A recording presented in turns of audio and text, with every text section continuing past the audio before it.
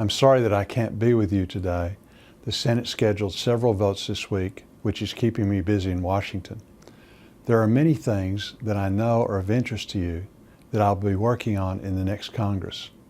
I'm confident we'll have much more success at pushing back at some of the Obama administration's overreach with the new Republican Senate majority. I've heard from many of you and other Arkansas agricultural producers who are alarmed by these overreaches because you don't want Washington telling you how to use your land, particularly with EPA and the Waters of the U.S. rule and the newly broad interpretation of the Endangered Species Act that will impact Arkansas's families, farms, businesses, and communities. The good news is that the spending bill we just passed limits the EPA's proposed expansion of the waters of the U.S., and I'll support efforts to continue the fight against EPA overreach in the next Congress through legislation and oversight opportunities.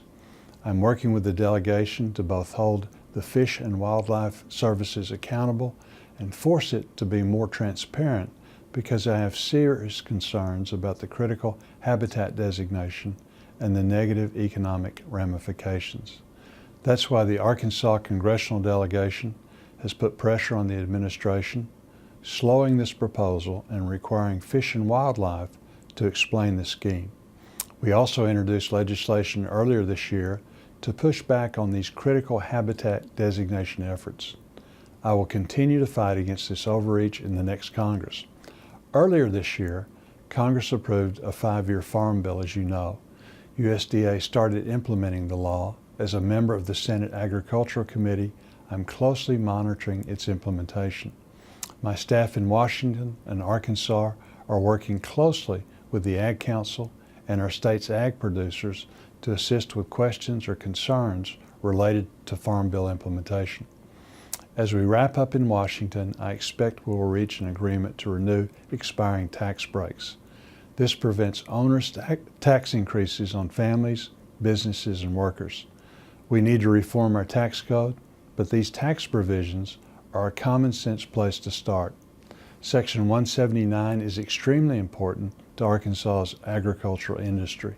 In March, I sent a letter to the Senate Finance Committee expressing support for an extension of Section 179 deduction and increase its current maximum allowance of only $25,000. Another key provision in the current tax extenders bill is bonus depreciation. This allows individuals additional first-year deduction of 50% for the purchase of new capital assets, including agricultural equipment. I'm also supportive of this provision. I appreciate the work that the Ag Council has done for 75 years, advocating for farms and rural communities. Your voice helps shape the policies that are important to our state.